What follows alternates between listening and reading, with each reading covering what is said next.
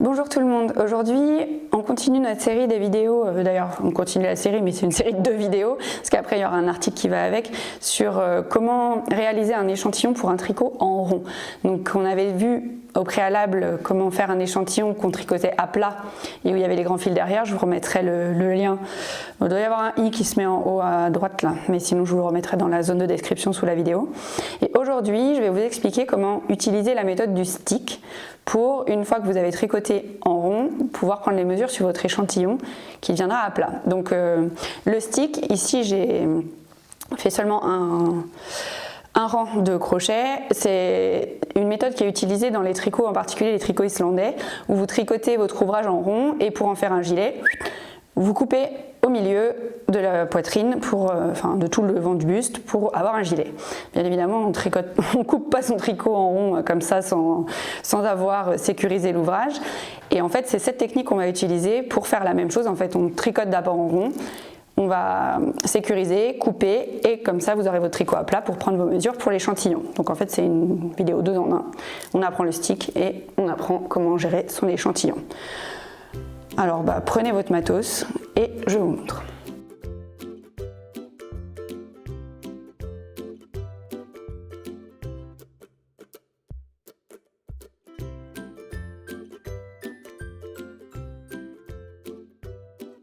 Alors au préalable, il faut que vous ayez tricoté en rond un petit diamètre. Donc en général pour un échantillon, moi ce que je fais c'est je tricote pour avoir un carré qui fait 12 sur 12 parce que votre échantillon en général on vous dit de mesurer au niveau du 10 sur 10 et ça vous permet d'avoir de la marge et d'avoir dans le centre en fait quelque chose qui soit représentatif de la façon dans laquelle vous serrez vos mailles. Ici, vu que je voulais tricoter en rond, j'ai fait un ouvrage qui dans la largeur me fait 6 cm, donc c'est un diamètre de 6 cm, comme ça quand je vais le couper en deux, je vais l'ouvrir, 6 x 2, 12, on est bon. Et dans la hauteur ici, j'ai 12 cm. Donc pour tricoter en rond, c'est vous qui voyez la technique avec laquelle vous êtes le plus à l'aise, ou vous utilisez des circulaires, vous tricotez en magic loop, ou vous utilisez vos doubles pointes et vous tricotez avec vos doubles pointes, ou alors avec 2 aiguilles circulaires. Il n'y a aucune contrainte sur la façon de tricoter en rond. Ce qu'il vous faut, c'est un tube qui fait 6 de large sur 12 de haut. Une fois que vous avez ça, on peut commencer la technique pour sécuriser son ouvrage, pour faire le stick. Donc pour vous montrer, j'ai déjà crocheté toute une bande qui remonte ici. Donc ça, cette zone-là, c'est là où j'ai monté mes mailles et ici, c'est la zone où j'ai arrêté mes mailles. On a un montage qui est relativement élastique et une façon d'arrêter les mailles qui est aussi également relativement élastique pour permettre, quand vous allez déplier votre ouvrage en deux, de ne pas avoir quelque chose qui soit resserré en haut ou en bas. Donc ici, j'ai monté le premier truc et on va faire ensemble le deuxième pour que vous puissiez voir comment le réaliser puisque c'est quand même le but de la vidéo. Ce qu'il faut savoir, c'est que quand vous avez tricoté, vos mailles, elles forment des petits V, tac, tac, tac, qui remontent ici. Et on va remonter sur toute une colonne jusqu'en haut, vos V avec le crochet. La deuxième colonne, elle va se mettre à... En fait, si je vais prendre le crochet, on a ici un V, vous allez monter sur cette colonne-là, laissez le deuxième V, la deuxième colonne, vide, et sur la troisième colonne, c'est là où on va monter notre deuxième colonne, donc ici en rose. Donc moi j'en ai monté une première, et en fait, c'est parce qu'on va couper le fil sur l'ouvrage, sur la colonne qui a été laissée vide. Ce que je fais, moi, pour que ce soit plus pratique, c'est qu'en fait, mon fil est ici lié à ma pelote, je vais le passer dans mon tube. Donc, hop, j'attrape là, et je passe mon fil dans mon tube. Vous allez voir pourquoi, moi je trouve ça plus pratique, après à chacun de voir ce qui est le plus pratique pour vous, mais moi je trouve que c'est pas trop mal. Piquez dans le premier rang, en fait vos mailles elles font un V comme ça. Donc on va venir piquer pile juste au-dessus du rang de montage. Donc là vous voyez j'ai un premier V qui est mis en valeur par le rose, un deuxième V qui est bleu, et là, mon troisième V, qui est bleu aussi, je pique dedans. Et en fait, je pense que maintenant que j'ai piqué, je vais essayer d'écarter un peu les mailles pour que vous puissiez voir. Voilà, si j'écarte comme ça, je pense qu'on voit un peu mieux. Et en fait, là où vous allez devoir piquer, vous voyez par transparence mon crochet, à chaque fois que ça fait un trou, c'est là où vous allez devoir piquer pour faire votre aplat au crochet à chaque étape en fait. Chaque trou, c'est la suite, c'est le rang qui suit. Donc là, moi j'ai piqué mon premier rang. Ce que je veux, c'est aller récupérer mon fil que j'ai passé dans mon tube. Donc pas celui-là, hein, ça c'est celui que j'ai déjà utilisé. C'est celui qui est accroché à ma pelote. Donc je n'ai pas besoin de laisser un si grand fil, on va éviter le gaspillage quand même. Je l'attrape comme ceci pour le sortir et faire une boucle. Ça c'est pour le premier rang. Ici pour le deuxième, donc là j'ai une première barre où j'ai mon fil qui sort en dessous et du coup je pique dans la barre au-dessus. Vous voyez, si je ressors, on voit à nouveau les trous. Donc là je ne ressors pas par contre, je reste dedans. Je vais aller attraper le fil du côté où il est lié à la pelote.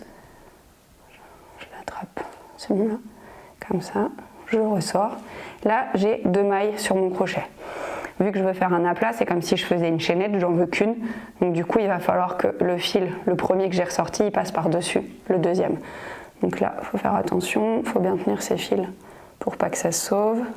Donc je tiens celui qui est lié à la pelote d'un côté, celui qui est dans le vide de l'autre. Pour la première maille c'est un petit peu pénible, hein, mais c'est tout à fait normal.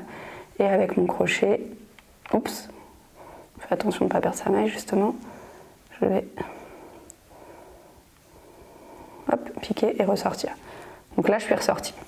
Il va falloir repiquer dans le rang suivant. Donc je me remets ici en position. On voit que j'ai piqué. Là, je ressors de là. Attendez. Donc on est ressorti de là. Je passe dans le suivant. Je pique ici. Tac. Donc en fait, il faut vraiment regarder vos barres verticales. À nouveau, le fil. Alors, attendez. Je sors le fil qui est lié à rien. Tac. Pour ne pas le confondre. Et celui qui est lié à la pelote, je l'attrape comme ceci.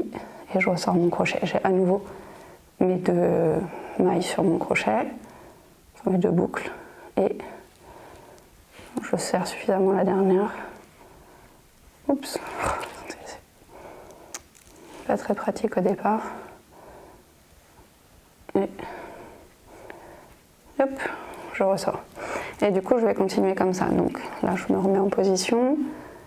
Donc je suis sortie de ce trou-là, j'ai ma barre là, je replonge, donc j'ai la barre là, je replonge dans le trou suivant. N'hésitez pas à écarter un peu vos mailles, alors faites attention de ne pas écarter comme une brute pour ne pas déformer votre ouvrage non plus, mais ça permet de bien voir. Donc là j'ai ressorti, et en fait au fur et à mesure que vous allez avancer, moi j'ai passé mon fil ici, parce que comme ça, je le tiens par là, et je passe ma main à l'intérieur. Et en fait, donc là naturellement, vous ne pouvez pas voir parce que mon ouvrage il n'est pas transparent, mais en fait quand j'ai ma main en dessous, je vous montre un peu ce qui se passe par là, c'est que je touche avec mon crochet, je touche mon fil pour là, attraper mon fil et le ressortir.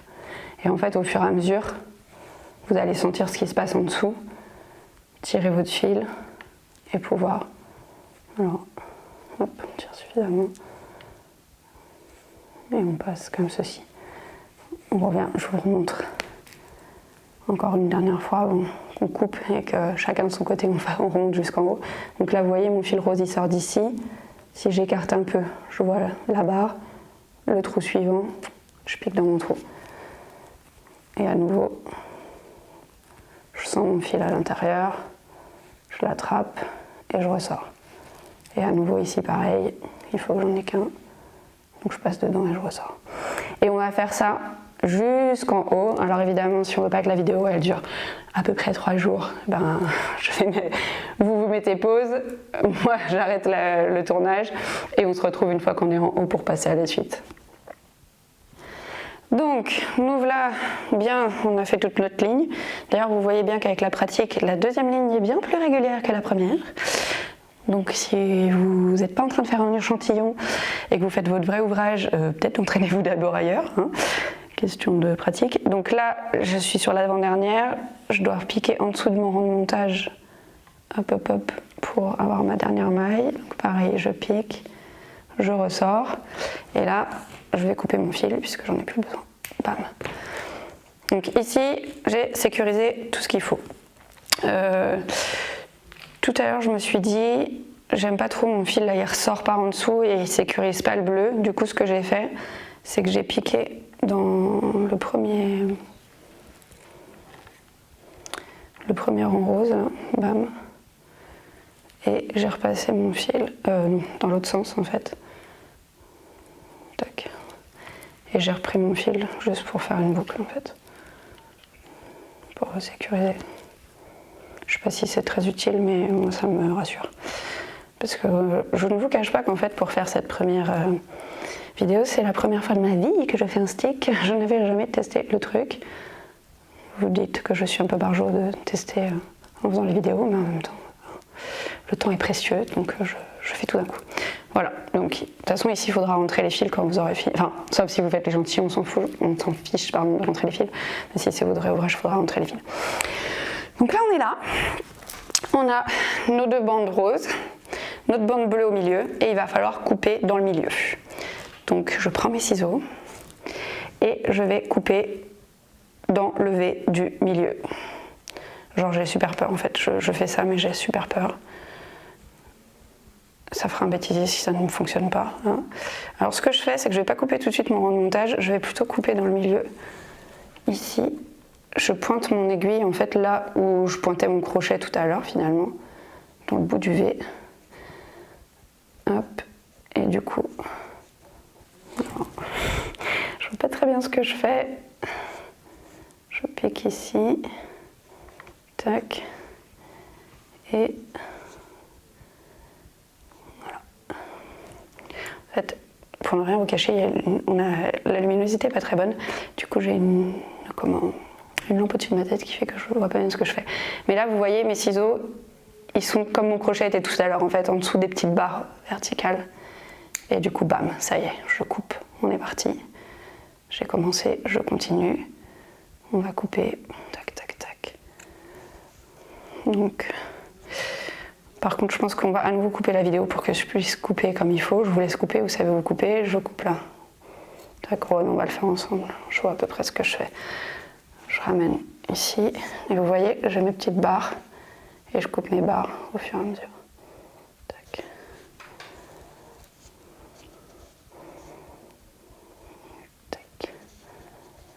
Vous prenez des ciseaux qui coupent bien pour pas avoir à vous y reprendre 30 fois et pour pas massacrer votre ouvrage.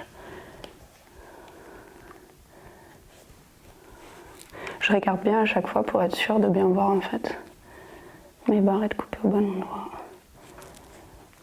Il vaut mieux prendre son temps, de toute façon il n'y a pas d'urgence. Enfin, sauf pour la vidéo, vous allez vite en avoir marre si elle dure trop longtemps.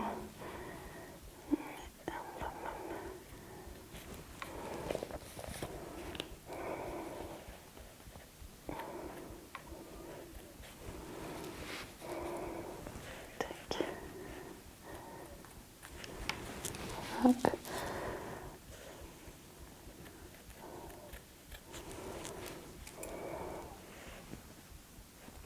Et hop hop hop. Tac, on a tout coupé. Voilà. Ah, c'est affreux. Et en fait non, c'est pas affreux parce que vu que vous voyez le rose, il retient les fils de chaque côté. Donc du coup maintenant, si vous étiez ici pour faire un échantillon, vous avez votre échantillon qui est à plat et vous pouvez prendre vos mesures. Donc comme d'habitude, on lave son échantillon, on le bloque et on prend les mesures après. Et si vous étiez ici parce que vous cherchiez à faire un stick pour vous transformer votre pull en gilet, ben sachez qu'en général, ce qu'on vous conseille ici, c'est de nettoyer un peu mieux le bord en découpant comme il faut avec les ciseaux et de refaire une autre bordure au crochet sur tout le bord pour avoir une finition qui soit nette parce que même si vous nettoyez bien vos petits bouts, vous aurez toujours des petits bouts qui bicotent là et c'est pas très joli. Donc voilà, on en est là.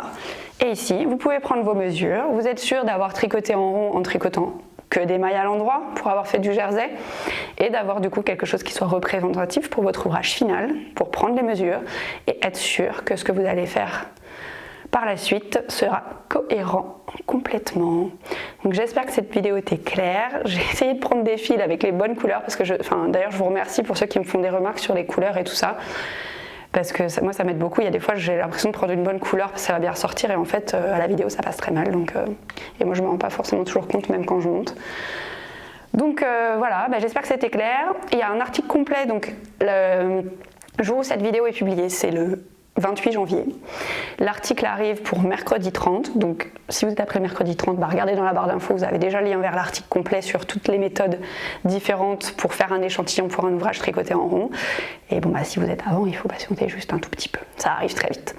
Voilà, et bien merci d'avoir suivi cette vidéo, j'espère que ça vous aura débloqué plein de choses pour la suite. Et d'ailleurs, tiens, je suis curieuse, dites-moi si vous l'utilisez pour faire un échantillon ou si vous êtes sur un ouvrage final à réaliser un stick pour transformer votre pull en gilet par exemple ou autre chose. Allez, hop, on monte complet comme c'est joli. Et je vous dis à bientôt pour une prochaine vidéo.